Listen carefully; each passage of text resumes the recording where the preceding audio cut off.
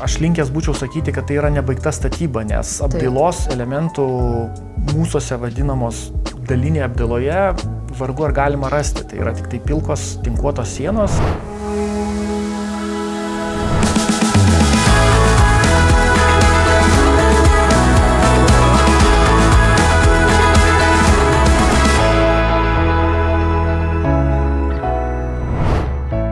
Sveiki sugrįžę į Namų kodas laidą. Šiandien ant diskusijų stalo turime temą, kaip išsirinkti savo svajonių būstą. Iš pirmo žvilgsnio tai gali atrodyti kaip sudėtingas, gal net šiek tiek bauginantis sprendimas, bet šiandien pabandysime kartu viską supaprastinti.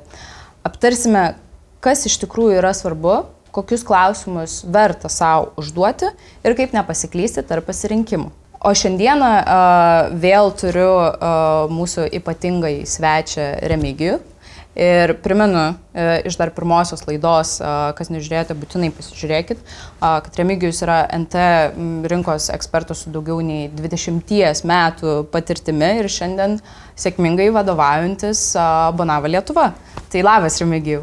Sveiki gyvi.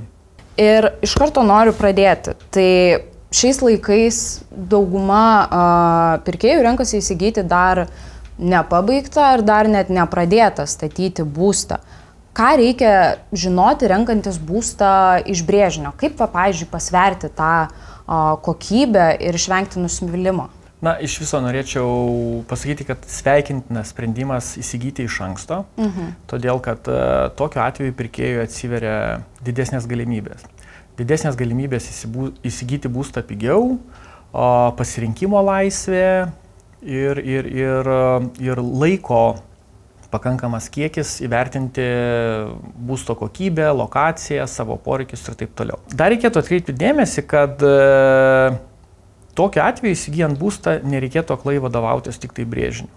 Manau, kad svarbiausia dalis jau čia yra tai techninės charakteristikos, kuri yra visas tikslus aprašas, pagal kurį tikėtina yra išduotas statybos leidimas.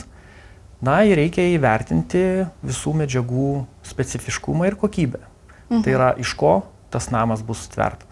Nu, tai iš esmės tu gauni realiai tą geriausią vadinamą variantą, kai renkiesi, tarkim, iš brėžinio, kokį tik įmanoma gauti. Na, variantas jau priklauso nuo vėliau priimtų sprendimų, bet tikrai gauni geriausią pasirinkimą. O pavyzdžiui, ar tikrai visi nauji projektai yra kokybiški? Nu, vat minėjot, kad yra tos techninės charakteristikos ir gali pasižiūrėti visas tam atitinkamas medžiagas, bet iš kur žinoti, kad nesumokėsi už popierinį fasadą, jeigu, tarkim, nesigaudai statybinėse medžiagose? Na taip, medžiagų specifiškumas toli gražu neapsprendžia kokybės, nors jis yra irgi svarbus. Kokybė labai dažnai lemia statybų eiga, tai yra kaip valdomos statybų aikštelė, kokie rangovai yra parinkti ir kaip sekama kokybės kartelė visų statybų metu. Tai čia yra pats svarbiausias etapas. Jo. O kaip pavyzdžiui, tarkim, esu visiškai žalias NT rinkoj ir nieko nenusimanau apie nekilnojamo turto vystytojus ar statytojus. Kaip patikrinti tą statytojo patikimumą ir užtikrinti, kad, pavyzdžiui, būstas bus baigtas laiku, tarkim, prižadėtų metu? Tai be jokios abejonės statytojo reputacija. Jo anksčiau įgyvendinti projektai, jo istorija, kiek metų jis dirba nekilnojamo turto rinkoje. Labai svarbu, aišku, atkreipti dėmesį į atsiliepimus vyraujančius viešoje erdvėje, galbūt ieškoti tam tikrų rekomendacijų savo aplinkoje, ar kas nors buvo susidūręs, kaip vertino statytojo produktą ir taip toliau. Tai reikia pasidaryti gerą, taip sakant, atsiliepimo analizę prieš pasitikint, tarkim, tam tikrų vystytojų, ar ne? Tai be jokios abejonės ir nes norėčiau atkreipti dėmesį, kad tai perkamas ilgalaikis turtas. Dažnai tai būna viso gyvenimo investicija. Tai, tie namų darbai turi būti atliekami labai kruopščiai. Taip. O kaip, pavyzdžiui, suprasti, ar projekto vieta yra gera investicija ilgalaikėje, tarkim, perspektyvoje. Tarkim, yra statomas ar vystomas kvartalas plyname lauke, iš kur aš žinau, ar ateityje išsiplės infrastruktūra, ar ta prasme ten bus kažkokio didesnio prasiplėtimo. Kaip žinoti, kad negyvensiu plynam lauke, tarkim, kaip tą suprasti? Na, šiais laikais yra labai geri įrankiai tam nustatyti. Yra visada viešai prieinamas miesto bendrasis planas. Taip. Yra tam tikros programėlės, kurios yra nemokamos, kur galima pamatyti, kokie projektai ateityje bus įgyvendinti ir kokie svarbiausia infrastruktūros elementai atsiras artimiausioje ateityje. Nes tai ir lemia to būsto ateitį ir pasitenkinimą gyvenant jame. Tai jo, irgi vėlgi reikėtų padaryti tuos tokius kruopščius namų darbus ir įsivertinti tiek vietą.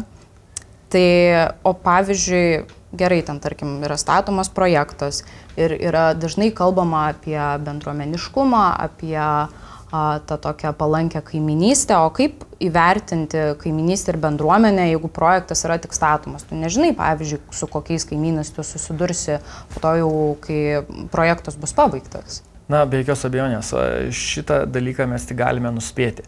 Bet tai galima vėlgi įvertinti, tai kokiam segmentui priklauso būsimas projektas ir galime numatyti, ar tai yra prestižinė vieta, yra aukšta kaina, tai atsikels tikriausiai tikėtina brandesnio amžiaus žmonės į tą projektą, ar tai yra ekonominės klasės miesto periferijoje.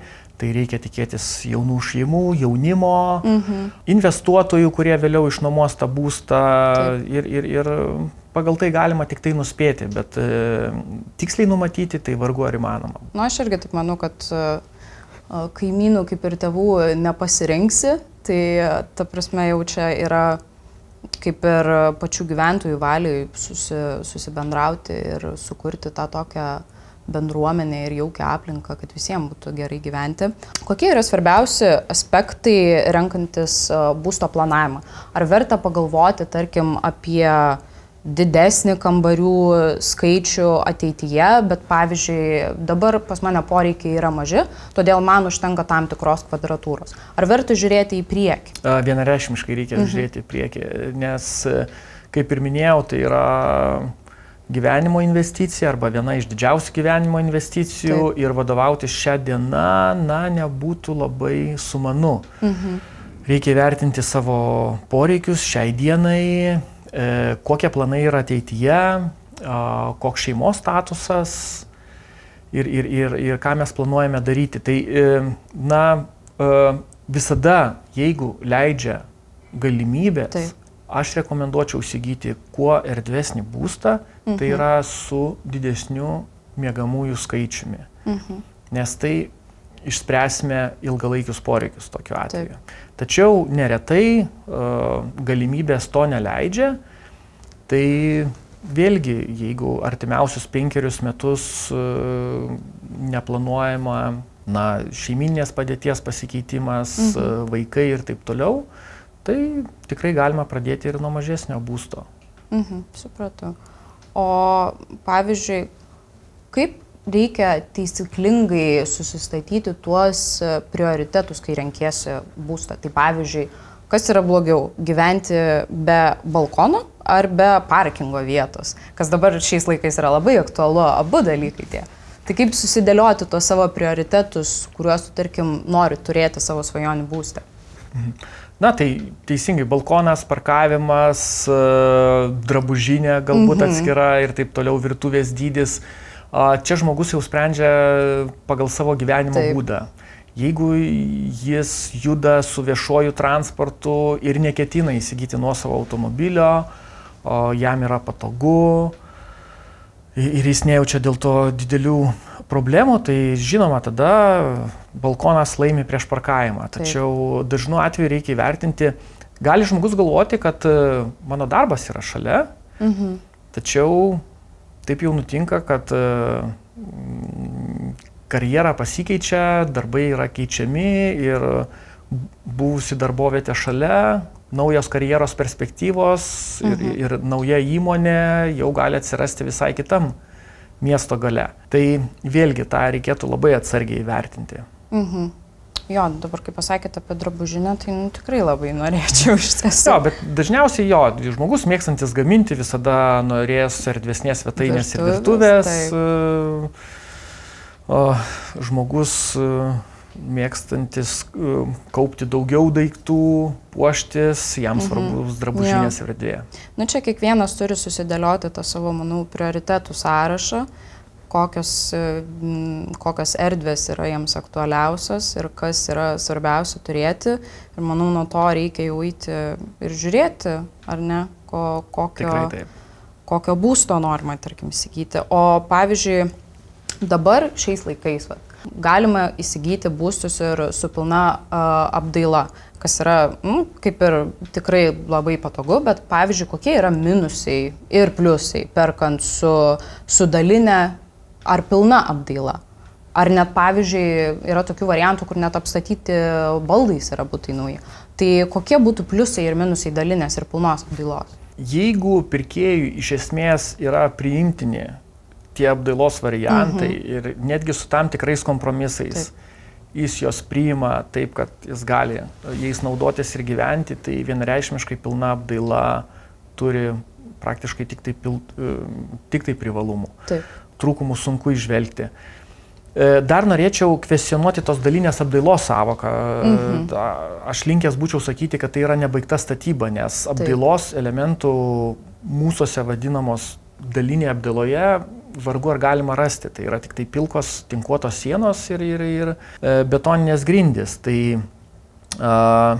aš manau, šioje vietoje labai didelė dalis pirkėjų daro esminę klaidą, neteisingai įvertindami du dalykus. Tai yra įsirengimo terminus ir įsirengimo kaštus. Abu šiuos dalykus jie dažnai planuoja ne savo naudai. 95% atvejų baigėsi tuom, kad kaštai galų gale būna aukštesni, o terminai gerokai išaugę. Ir dar verta paminėti, kad užsiemant pačiam organizavimu pilnos apdailos darbų, labai daug tai ir kainuoja nervų. Nes tai nėra lengva. Rinka yra karšta, rangovų, kurie gali įrengti pilną apdailą, nėra pakankama ir dažnai verta ir dėl jų ir pakovoti. Ir tai kainuoja papildomų laiko sąnaudų ir nervų. Bent jau kiek aš pati asmeniškai esu girdėjus iš artimos aplinkos, tai nežinau dar nei vieno žmogaus, kuris būtų laiku ir pagal tilpęs visus terminus ir užsibaigęs tą apdailą ir dar tilpęs į tą numatytą pinigų sumą. Bet pavyzdžiui, tai gerai, tarkim, pilna apdaila, tai yra patogu, mažiau galvos skausmo, bet ar pilna apdaila dažnai gali reikšti tą pigiausiai įmanomą kokybę, iš kur žinoti, kokia yra tos apdailos kokybė? Ne, be jokios abejonės, aš manau, netgi statytojas darydamas pilną apdailą, vargu ar jis rizikuot daryti prastą kokybę, todėl kad tai yra garantiniai įsipareigojimai, todėl kad tą sniego gniūžtę vėliau atsivys visų pajėgumų, taisant esamus brokus, tai yra parenkant prieš tai nekokybiškas medžiagas, blogai įrengiant tą būstą. Tikrai tai nereiškia pačios prasčiausios įmanomos kokybės. Galų gale, renkantis būstą, statytojas, kuris siūlo su pilna apdaila, jis turi ir pasirinkimo variantus įvairius. Su vieną apdailos paketą gali būti labiau ekonominis, kiti labiau prabangus ir pirkėjas gali pasirinkti ir durų kokybę, ir santechnikos prietaisų kokybę, kokią jis tik tai nori. O jeigu, tarkim, pirkėjas ateina jau įrengtą butą, kuris yra, tarkim, su pilna apdaila, kaip jam įsitikinti, ar ta pilnos apdailos kokybė yra, tarkim, aukštesnio standarto, ar šiaip, kad jinai nėra prastos kokybės. Kaip tokiu atveju daryti, ar irgi yra duodamas kažkokios kaip techninės charakteristikos ir visi aprašymai, tarkim, apdailos medžiagų, kaip čia nais tada? Taip, tai vyrauja medžiagų aprašymuose. Pirkėjas gali lengvai pasitikrinti irgi medžiagų kokybę, žinodamas techninės charakteristikas. Taip. Tai pradedant nuo santechnikos prietaisų, kurie yra lengvai atpažįstami internetinėse parduotuvėse, mes galime nustatyti, ar tam tikri maišytuvai, kur jie yra gaminti, kokios duodamos gamintojo garantijos ir galima jau žinoti, ar jie bus ilgaamžiai ir kokybiški, ar ne. Taip pat duris, durų sudėtis, ar jos yra lengvos, iš presuoto medžio pluošto, ar jos yra natūralaus medžio ir solidžios. Tai vėlgi, aš manau, tą galima kruopščiai išsinagrinėjus sužinoti. Mes vėl grįžtame prie to, kad reikia viską kruopščiai pasverti ir išsinagrinėti prieš perkant būstą, nes dažniausiai žmonės žiūri į tai, kad tai labai fainas butas, labai gražus ir lokacija dar tokia nieko, tai viskas super ir bus gerai, o po to jau po kurio laiko jau nori keisti tą gyvenamąją vietą, nes nėra patenkinti kokybę, tarkim, ar kitais projekto ar būsto niuansais. Tai manau, kad labai svarbu neskubėti, ar ne, prieš renkantis tą savo svajonių būstą. Kaip, pavyzdžiui, keičiasi NT rinka jaunų pirkėjų atžvilgių ir kokios dabar vyrauja tendencijos? Naujoji karta, šiuolaikinis jaunimas, aš manau, kad labai anksti stengiasi būti savarankiški. Taip. Pabėgti iš tėvų ir tam yra visos galimybės, jeigu jaunimas investuoja į žinias, į savo įgūdžių stiprinimą, kažkaip tam tikroje srityje, ar tai būtų IT specialistas, ar tai būtų projektuotojas, inžinierius. Tai jis turi su šiuolaikiniam finansavimo galimybėm visas galimybės, pakankamai anksti priimti tą sprendimą ir įsigyti nuosavą būstą. Arba bent jau greitų laikų išsinuomoti. Jo, bet kaip ir, ta prasme, pasiūla yra dabar atrodo nežmoniškai didelė ir kaip, pavyzdžiui, pašnekiu su tėvais, tai atrodo, mūsų laikais taip nebuvo, bet dabar yra žiauriai didelė pasiūla ir atrodo nežinai, nuo ko pradėti, kur rinktis, kas geriausia ir vis tiek dar esi dar toks jaunas, bet nori būti jau kaip ir nepriklausomas nuo visko. Tai irgi reikia pažymėti tai, kad reikia labai neskubėti ir pasverti, nes iš karto norisi to tokio savarankiškumo, mano stogas, mano namai, bet irgi reikia, ar ne, biškį pasinagrinėti, susisėdėti ir pabandyti gal, nežinau, tiesiog pagyventi atskirai, o ne pulti, pirkti savo būstą, aš nežinau, bent jau tik man atrodo, ar ne? Taip, tai labai gera alternatyva pasibandyti, tai būsto nuoma. Taip. Tai išbandyti lokaciją, kaip sekasi gyventi, kaip sekasi mobilumas iš tos vietos, po likusias miesto dalis ir tada tai būtų labai sveikintinas sprendimas, nes tada susidarytų žymiai aiškesnį paveikslą būsimas pirkėjas. Taip. Šiais laikais šiaip jaunimas, manau, kad ypatingai, tarkim, mano kartos atstovai, jie labai kreipia dėmesį į tvarumą, ekologiškumą, nes vis tiek, ta prasme, dabar tai yra vienas iš pagrindinių pasaulinių tokių kaip siekimų, kad būstai ir aplinka būtų kuo tvaresnė ir kad mes kaip žmonės būtume tvaresni.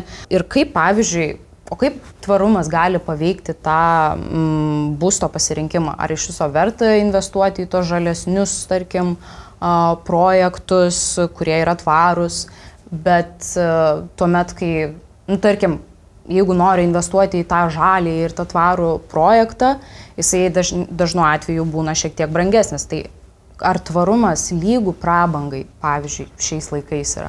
Čia priklauso apie kokį tvarumo lygį kalbame. Dabartinėme statybos įstatymė yra aiškiai reglamentuota, kokius standartus turi atitikti pastatas. Aš manau, kad nuo 2016 metų buvo labai didelis šuolis energetinio tvarumo srityje. Ir šiuo metu namai ir jų medžiagos statomos visai kitaip negu anksčiau. Tie namai yra labai šilti, tai reiškia, jų šilumos izoliacinės savybės yra labai aukštos. Vienareikšmiškai tokiam būstui reikia priverstinio vėdinimo. Taip. Ir aš manau, kad čia energetinio tvarumo klausimai pagrindiniai yra jau išspręsti ir jie slypi įstatymuose. Dabar medžiagiškumo, tai reiškia, koks pėdsakas paliekamas taršos planetai. Čia jau yra kitas klausimas ir jis yra labai brangus. Jis tiesiogiai neįtakoja gyventojo, jis gali paveikti jo to pirkėjo vertybinę skalę, už ką jis pasiruošęs mokėti, kokiame pastate gyventi ir kokį pėdsaką paliko tas pastatas mūsų planetoje. Tai šitie sprendimai kaip žalias betonas, cementas, kaip konstrukcijos iš medžio ir kiti dalykai, dėja, jie yra labai brangus. Taip. Ir jie dramatiškai keistų būsto kainą. Bet jie tiesiogiai neįtakotų gyvenimo kokybės. Jie tik tai sutvirtintų to pirkėjo vertybės, kad jis padarė gerą sprendimą, jis sumokėjo, 30% brangiau už būstą, kuris pastatytas iš tokių medžiagų, kurios mažiau teršia planetą. Bet ir šiaip, manau, dabar jaunimo tarpe labai yra kaip ir geidžiama ta aukščiausia energetinė klasė, vien dėl to, kad sklinda kalbos, kad kuo yra aukštesnė energetinė klasė, tuo mažiau moka už komunalinius mokesčius. Tai ar čia yra tiesa? Čia absoliuti tiesa, čia absoliuti tiesioginė koreliacija nuo energetinės klasės ir energetinių kaštų. Tačiau, kaip ir minėjau, jau pastaruoju metu išduoti statybos leidimai, jie visi besąlygiškai turi turėti tam tikrą energetinę klasę, kurios eksploataciniai kaštai yra labai maži. Bet kai dabar pasižiūri, tarkim, jeigu tarkim, sumoki daugiau už tą tvarų būstą, tačiau mažiau moki už komunalinius mokesčius, tai ilgainiui kaip ir tas atsiperka, ar ne? Ar taip nebūtų tinkama žiūrėti? Tai yra toks finansinis klausimas. Taip. Bet aš iš savo patirties, aš esu matęs tam tikrų projektų tame pačiame Vilniaus mieste, kur B energetinės klasės daugiabutis turi mažesnius šildymo kaštus negu A+ energetinės klasės. Svarbu, žinoma, kad būtų šiuolaikinė statyba, kad būtų šiuolaikinės, modernios, geros izoliacinės medžiagos, bet, sakau, būna tokių kuriozų, kur netgi ir seniau statyti namai kažkodėl yra labiau energetiškai efektyvesni negu naujai. Tai nėra taisyklė, tai yra labiau išimtis, norėčiau pabrėžti, iš tos taisyklių visumos. Tačiau aš manau, kad tai dažniausiai būna gal dėl Vilniaus šilumos tinklų tam tikrų pobūdžių, kaip ta šiluma ateina, kiek jinai išsaugoma ir taip toliau. Tai be jokios abejonės reikėtų vadovautis labiausiai energetinę klasę, bet tačiau nereikia pamiršti, kad mes jau seniai pradėjome statyti, aš manau, prieš 15-20 metų pakankamai energetiškai efektyvius būstus. Jo, bet ir šiaip manau, kad kaip ir ta energetinė klasė kaip ir nelygų kiekvienam būstui, kur tarkim vienas būstas. Pavyzdžiui, aš šiuo metu gyvenu A++ energetinės klasės name ir, tarkim, aš už šildymą moku 6 eurus, o mano, tarkim, draugas gyvena lygiai taip pat A++ energetinės klasės būste, bet jisai moka 30. Tai čia irgi tu negali to pasverti, kur ir kaip tu sutaupysi dėl tos energetinės klasės, ar ne? Taip, tai ir vėlgi, jeigu čia sugrįžtumėm dabar į tą atsiperkamumą, ar verta mokėti labiau už didesnę energetinę klasę, nes tai ilgainiui atsipirks, tai vėlgi čia tokia yra pilkoji zona.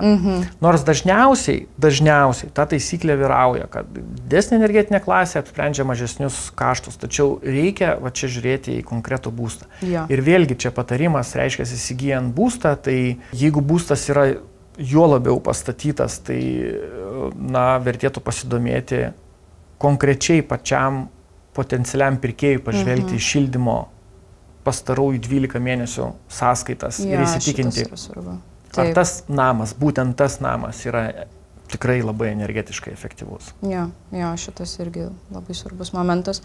O kokias, pavyzdžiui, technologijas ir sprendimus naujose namuose verta turėti šiandien? Aš manyčiau, iš savo perspektyvos, tai gražus holas įėjimo, nes kiekvieną dieną mažiausiai po 2 kartus tas žmogus jį matys. Paskui labai svarbu yra šildymo sistema, ar tai yra grindininė ar radiatorinė. Kaip suplanuotos erdvės. Jaunimui gali kilti klausimas dėl išmanaus namo, kai viskas valdoma telefonu. Ar ten tą planšetę, kur būna dažniausiai namuose. Tai yra geras dalykas, jis nėra pigus, tai yra susiję ir su aptarnavimo kaštais. Na vėlgi, jeigu žmogus yra modernus, jis mėgsta viską digitalizuoti ir to naudotis, tai į tai be jokios abejonės atkreipti dėmesio, nors tai nėra kažkokia panacėja komforto, kad čia jau dramatiškai pasikeis gyvenimas, jeigu ten gali šviesas užgesinti namie mobiliu telefonu. Čia gal tik tai toksai naujas, kaip čia pasakyti, toks fintas įdomus yra namų valdymo paties, ar ne? Na, tokios tendencijos, bet reikia atkreipti dėmesį, kad vis tiek, jeigu statytojas įkomponavo į savo techninės charakteristikas, tai be jokios abejonės už tą reikės ir susimokėti. Ir paskui, yra administravimo kaštai tos sistemos, jie irgi ten kainuoja, nežinau, nuo 5 iki 10 eurų per mėnesį gali kainuoti. Kaip sakyti, tos visos naujovės ir tos visos technologijos, kainuoja, tai reikia ir su tuo susitaikyti ir priimti tą faktą, kad jau jeigu nori tokių digital namų ir kad viską galėtum per planšetę valdyti, tai tu turėsi už tai atitinkamai sumokėti, ar ne? Tikrai taip. Tai nepaslaptis, kad dabar dauguma renkasi žmonių, tarkim, elektromobilius ir tam yra reikalingos tam tikros parkavimo vietos. Tai ar čia irgi yra jau kaip ir ta vyraujanti tendencija, ar tai tapo jau kaip ir standartu dabar? Taip, tai tapo, tiesą pasakius, standartu, todėl kad vėlgi tai jau yra įtraukta į statybos reglamentus, kad tam tikras parkavimo vietų skaičius turi būti aprūpintas pakrovimo galimybėmis. Kita vertus, jau turint parkavimo vietą, yra gerai išvystytos paslaugos, kur tam tikri paslaugų tiekėjai gali atvesti įtampą į tą parkavimo vietą ir pastatyti privačią stotelę automobilių pakrovimo. Na, šiuolaikiniai statyboje, kad ir nupirkta kažkada vieta yra neelektrifikuota, tačiau aš manau, kad didžioji daly projektų yra galimybės, vėliau jau įsigijus elektromobilį, tą vietą elektrifikuoti. O pavyzdžiui, šiais laikais ar vystytojai yra linkę išnaudoti tą žalią energiją, kaip pavyzdžiui, nežinau, saulės baterijos ant stogo. Ar toksai dalykas yra dabar, pavyzdžiui, populiarus ar ne? Jis sparčiai populiarėjantis, tačiau drįstu pripažinti, tai nėra masinė tendencija. Tai nėra absoliuti visa vystytojų dalis, kurie šitą atsinaujinančią energetiką rūpinasi. Tačiau vėlgi tai yra svarbus aspektas renkantis būstą, kuris gali apspręsti ir elektros kainas tame name. Dar norėčiau paklausti, tai jeigu, tarkim, dabar pasaulis, tenais mes judam į priekį ir viskas taip darosi labiau digital ir elektronizuota visaip kaip kas viskas.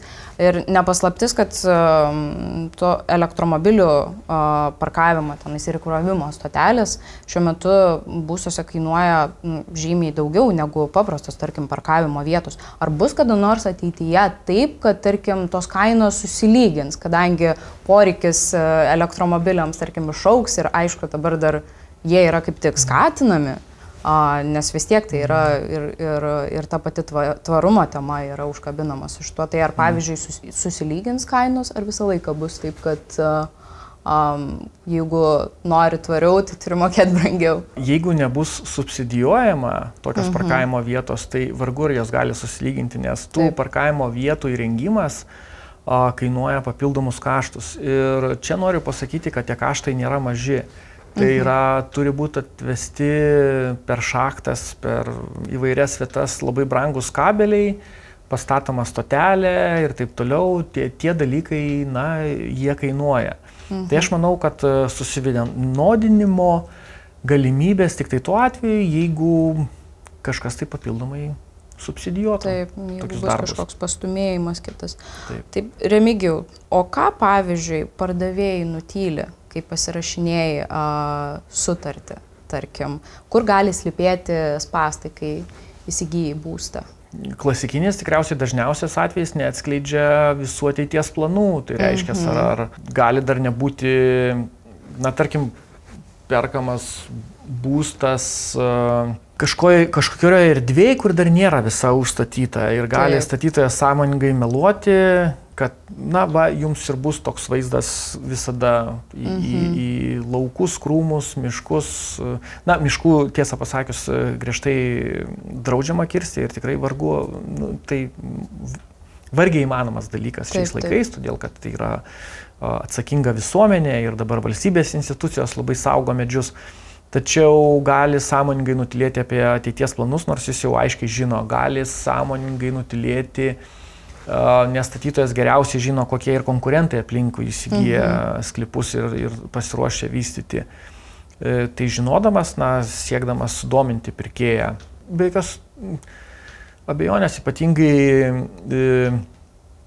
vienadieniai tie statytojai, jie ir neseniai įsikūrę ir dar neaiškios reputacijos. Taip.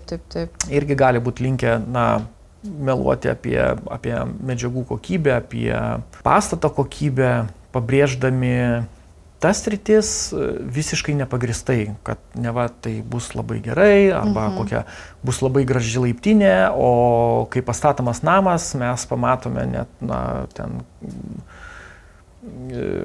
nežinau, prastai nudažytas, sienas, neišvaizdžius laiptus ir taip toliau, ar kažkokius, na, labai pigius šviestuvus sukabintus, prastai atrodančius bendrosiose erdvėse.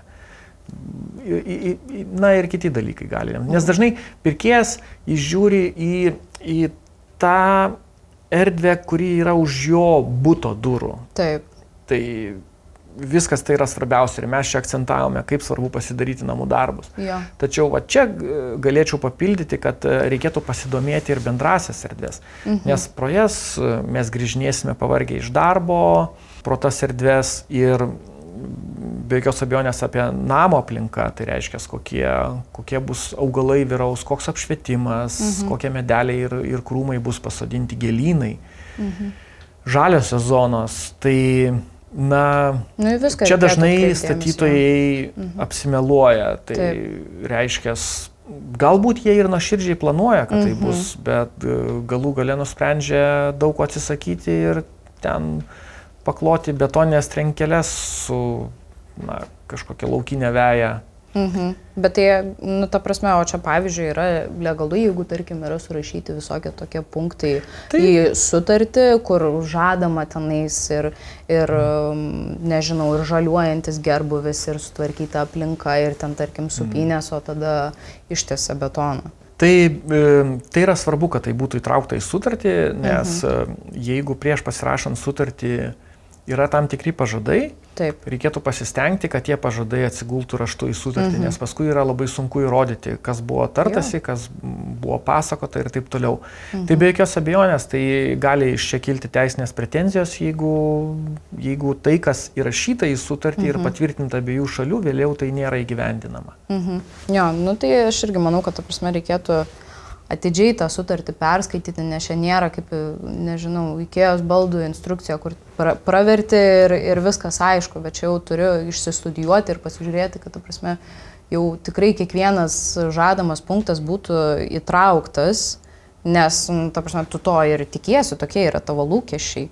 Yra toksai dalykas, kaip pavyzdžiui, tarkim, užsienį ten dažnai šneka apie tą tokią chemistry, su chemija, su butu. Ar čia realus dalykas yra, ar čionais yra tik mitas, kur, tarkim, įeini į butą ir pajauti ten, čia tai labai geras jaučianais vaibas, viskas puiku. Ar yra iš tiesų tas toksai jausmas, kuris sukelia pirkėjams tas būstas?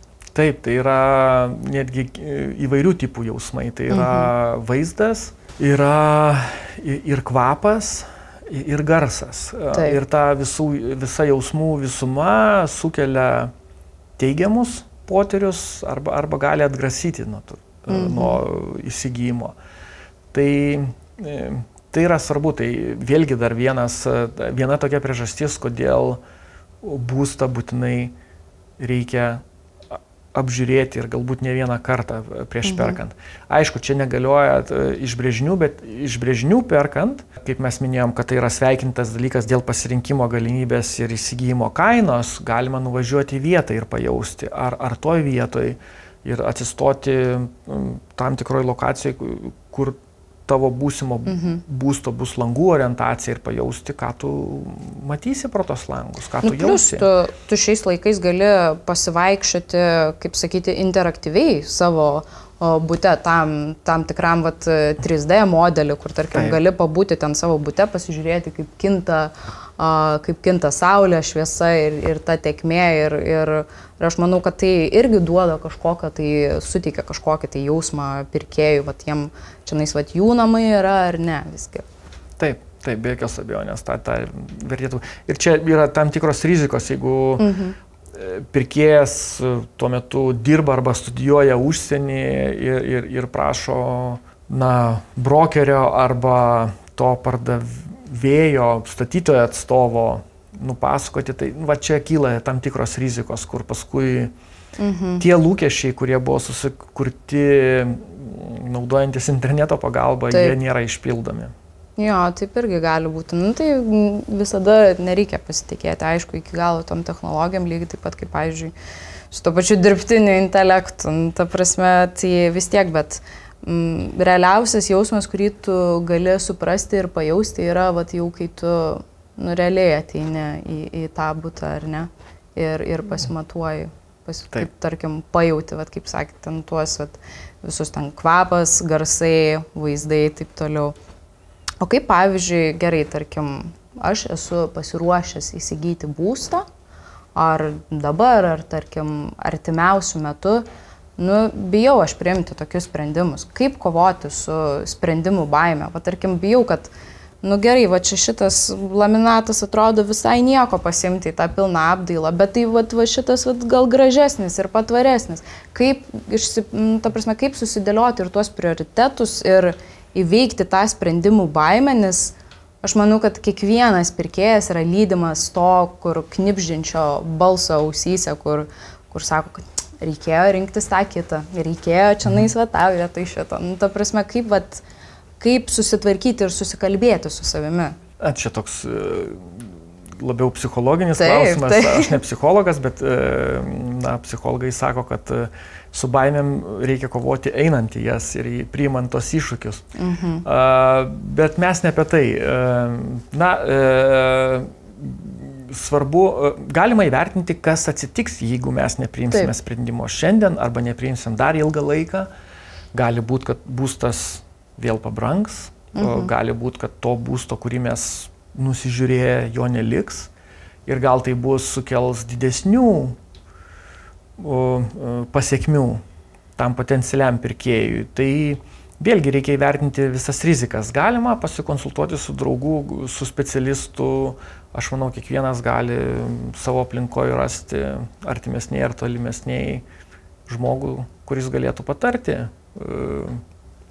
kaip įveikti tos sprendimų dilemas ir galų gale priimti iššūkį. Na jo, čia manau priklauso nuo kiekvieno jau žmogaus asmeniškai, bet realiai tai jeigu nebandysi, tai ir nežinosi. Ir manau, kad ar ten tas vienas laminatas, ar kitas, tai nėra pasaulio pabaiga, kuri ten nulems visą tavo gyvenimo kokybę tenais. Aš galiu pasakyti, kad kadangi aš gyvenime keičiau ne vieną kartą būstą ir visada keisdamas, nesvarbu, ar perki neįrengtą būstą, ar jau įrengtą, tu eini kažkokius kompromisus. Visada tu eini kompromisus. Tai gerai, ten lokacija tinka, kaina tvarkoje, bet pasižiūri, kad tas kambarys galėtų būti didesnis, tas mažesnis, drabužinė ten praplėsta ir taip toliau, virtuvė gal per maža, ar atvira, su svetainė sujungta ar ne. Įvairūs dalykai. Ir kurie atrodo tokie, skausmingai priimami tie kompromisai arba tas susitaikymas su tom, ko tu nenori, jie vėliau išnyksta. Tai kad ir kažkokia ten sienų spalva, kuri nėra iki galo miela, ir tu galvoji, taip, aš įsikelsiu ir ten iš karto perdažysiu, bet tu pagyveni tam tikrą laiko tarpą ir tu supranti, kad tau nemaišo nei tas grindis, nei galbūt ten virtuvės kombinacija ir taip toliau, ir galų gale pasirodo labai miela. Taip, kad nereikia dramatizuoti galbūt labai. Čia šitas yra, manau, ypatingai jaunų žmonių tarpe, kur norisi rasti tą tokį jau tavo 100%, jau tą tobulą būstą, kur viskas tau tinka, ir sienos, ir išplanavimai, ir grindis, ir viską, bet man atrodo, kad, čia yra labai tikrai svarbu susidėlioti tos savo prioritetus ir pasverti, kas tau yra, ko tu labiausiai nori tuose namuose, ir jau nuo to kažkaip judėti į priekį. Ir kompromisų ten tas darimas yra neišvengiamas, manau, nes vis tiek, ta prasme, jeigu jau nori savo tobulo būsto, tai belieka, manau, tik statytis pačiam. Ar ne? Vėlgi tada ir ten kyla daug klausimų. Du dalykai, tai reiškia, tobulas ar ne pasirinkimas, tai priklauso nuo dviejų esminių dalykų. Tai yra, pirmas dalykas, jeigu pasirinkimas yra absoliučiai tobulas, tai tikriausiai dažniausiai neleidžia galimybės, nes tada tas būstas būna labai labai brangus. Taip. Tai vienas. Bet nepaisant negi to, jeigu būstas tobulas, tai jis gali būti tobulas šiai dienai. Nes po metų kitų tu tikrai atrasi kitų poreikių ir tas būstas bus netobulas. Ir gali būti atvirkščiai, kai nėra pilnai tobulas pasirinkimas, tu supranti po metų ar dviejų, kad puikiai tinka. Tai svarbu yra tiesiog eiti ir, kaip sakyti, nenerti gal stačia galva, gal biškai reikia pagalvoti, bet vis tiek reikia bandyti ir taip nebijoti ir klysti ir tų kompromisų pasidaryti, nes vis tiek, ta prasme, tu nesi kaip ir pririštas prie to būsto visam gyvenimui, tarkim. Ar kaip ir esi. Tai va. Niekas nepririša. Taip. O gyvenime turime visur daryti kompromisus. Jeigu aš dabar, pavyzdžiui, noriu ten tų tokių besisukančių laiptų, tai aš žinau, kad senatvėj, tai aš jų labai nenorėsiu. Tai vėlgi viskas keičiasi pagal metus ir pagal poreikius. Tai ačiū tau labai, Remigijau, už pokalbį, aš jaučiuosi šiek tiek ir pati išmokusi ir tikrai dabar jaučiuosi kažkaip gal ramesnė ties tuo savo svajonių būsto išsirinkimo tema, nes vis tiek, ta prasme, čia yra tikrai labai didelis sprendimas ir jaunam žmogui, bent jau man tai atrodo tikrai, kad kinkos dreba labai, o dabar kažkaip manau, kad turiu irgi pasidaryti savo namų darbus, kaip kalbėjom, ir tuomet jau judėti prieki, ar ne? Prašom ir linkiu geros kloties renkantis. Ir ačiū mūsų žiūrovams. Tikiuosi tapo nors šiek tiek aiškiau, į ką reikėtų atkreipti dėmesį, renkantis savo svajonių būstą. Ir tikiuosi, kad sužinojote kažką naujo. Taip pat noriu priminti, kad nepamirškite palikti jums rūpimų klausimų video komentaruose ir jau kitoje laidoje į juos būtinai atsakysime. Taip pat nepamirškite sekti mus socialiniuose tinkluose, kad nepraleistumėte artėjančių laidų. Iki kitų kartų.